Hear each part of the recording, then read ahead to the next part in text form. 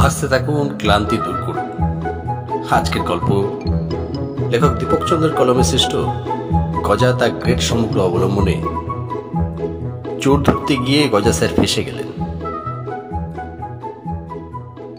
রাতের গভীর নিস্তব্ধতা, এক ছায়ামূর্তি নিঃশব্দে এগিয়ে চলেছে গ্রামের সরু গলিপথ ধরে। তার মুখ ঢাকা কালো কাপড়ে, হাতে একটা বড় ব্যাগ। সে নিঃশব্দে এক বাড়ির জানালার কাছে গিয়ে থামল।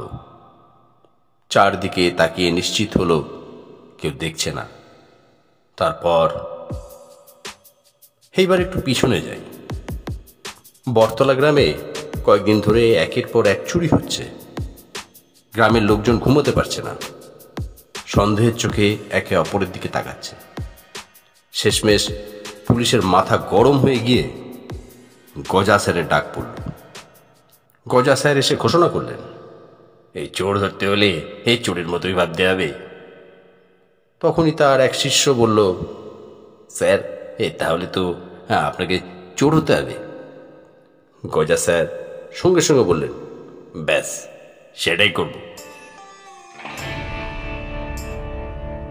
পরের রাতে গজা স্যার নিজেই চোর সেজে বেরিয়ে পড়লেন।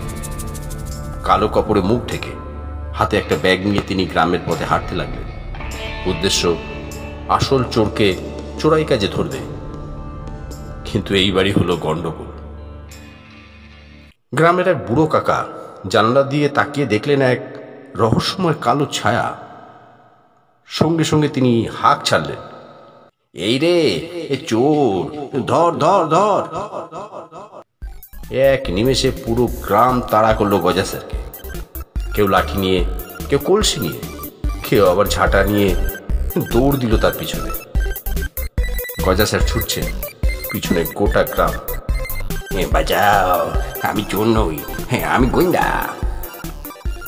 গ্রামের লোকেরা চেঁচিয়ে বলল, গোয়েন্দা আবার চোরের মতো পালাবে কেন?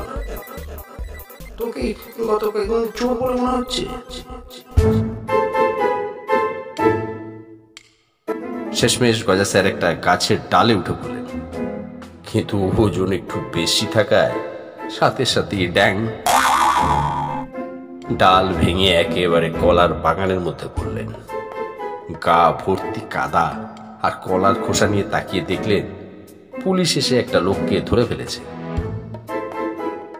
চোর হলো গ্রামের মুদির দোকানের মালিক হরিহরণ। সে রাতে দোকানে বসে বসে হিসাব করত, কিন্তু তার ব্যবসার থেকে বেশি টাকা কোথায় যাচ্ছিল কেউ জানত না।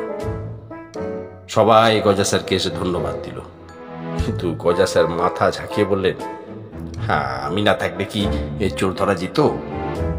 আমি না পালালে তো চোরের আসল চেহারা বের হতো না। তারপর এক চোরাই সন্দেশ হাতে নিয়ে বললেন, তবে চোরদের ব্যাপারটা ভালোই, এত ভালো খাবার পায়। একটা রসগোল্লা হলে ভালো হতো। সেই শুনে গ্রামের সবাই হাসতে হাসতে মাটিতে লুটিয়ে পড়ল। আর গজা স্যার মাথা চুলকে ভাবতে লাগলেন, পরের তদন্তটা কি নিয়ে হবে। গল্পটা শুনে ভালো লাগলে নির্দ্বিধায় লাইক, কমেন্ট এবং শেয়ার করুন। একটা লাইক তো আশা করতেই পারি। শুনতে থাকুন, ভালোবাসতে থাকুন।